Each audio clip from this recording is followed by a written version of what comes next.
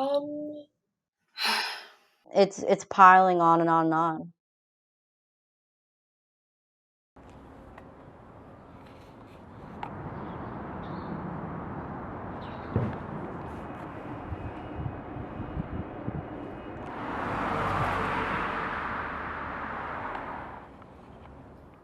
So my name is Josephine. I use she, they pronouns.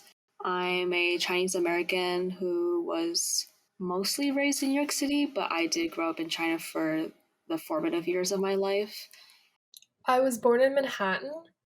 My dad was born here. His parents are from China, and my mom was born in Malaysia, but she's Chinese. Hi, my name is Leo. I go by he, him. I was born in Guangzhou, China, and I was adopted 8 months later. From there on, I lived in Staten Island, New York.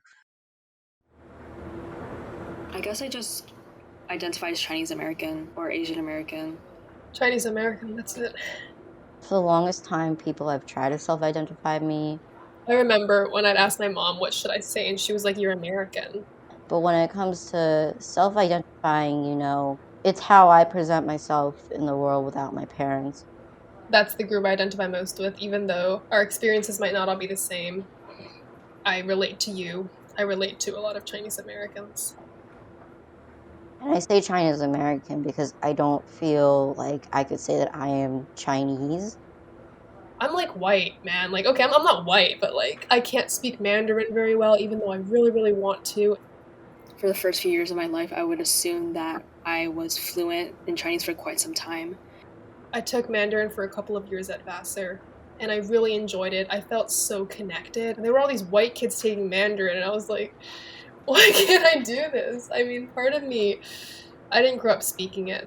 And after moving to America and having to attend school there, that was going to be the priority over continuing to speak Chinese at home.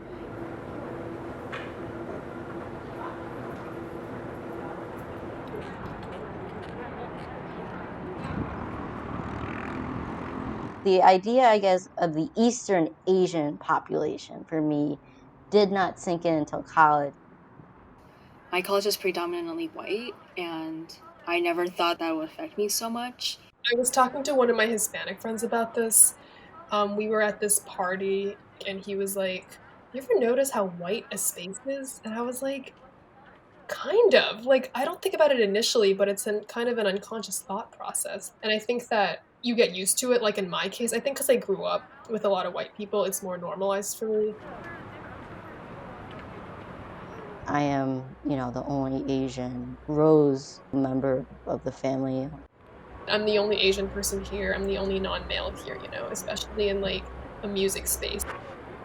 My mom is white, and, just because you have, like, a POC baby does not mean that you're woke or some shit. You gotta do a lot of the work. God forbid, if I wasn't with her, what kind of racist shit would she be saying if I wasn't in her presence? It's a two-way street.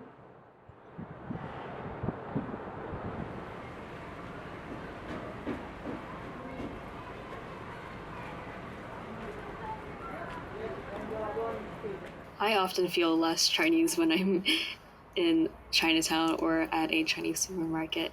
I can't eloquently come up with the things I want to say off the top of my head.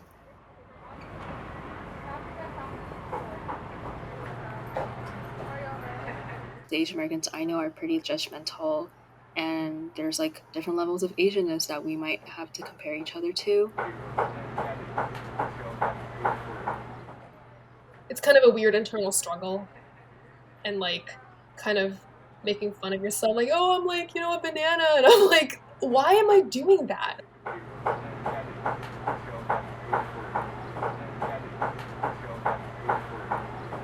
Whatever background you come from, no matter whether you grew up with people in your culture or you spend the majority of it with other groups and you don't feel so validated, it manifests in any kind of feeling, and that's just something that takes time to kind of deal with. I still have these feelings, even though I grew up with roots that made me really tied to my culture. And I'm trying not to make it feel like a struggle or something to be embarrassed about. These are all lived experiences that everyone else may have had to some extent.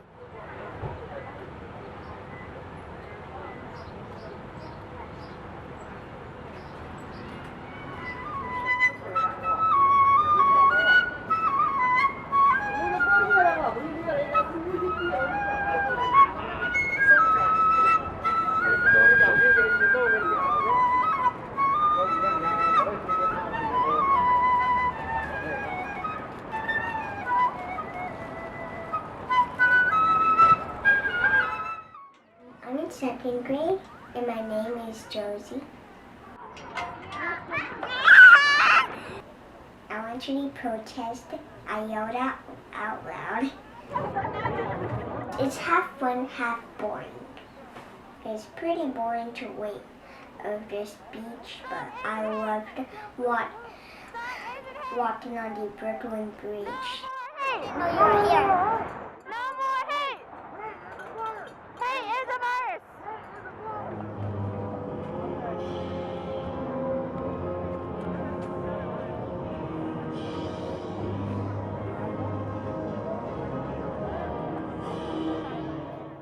I think I've been thinking about diversity and solidarity among a whole bunch of issues as of recently with the Black Lives Matter movement and the rising surge in hate crimes against Asian Americans and who perpetrators think are Asian American have been sort of a wake-up call for me. I had a large role in organizing a march and a rally against AAPI hatred.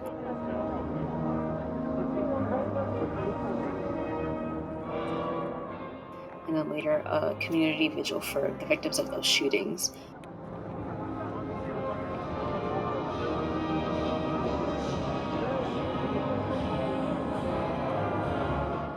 I think a lot of people would say that I had a really big role and was the first person to do so, and I almost wish that things weren't this way, because being a person of color on a predominantly white campus, it almost feels like you have to be the only one to say something, or else no one's ever going to advocate for you or your community's issues. It gets tiring very easily.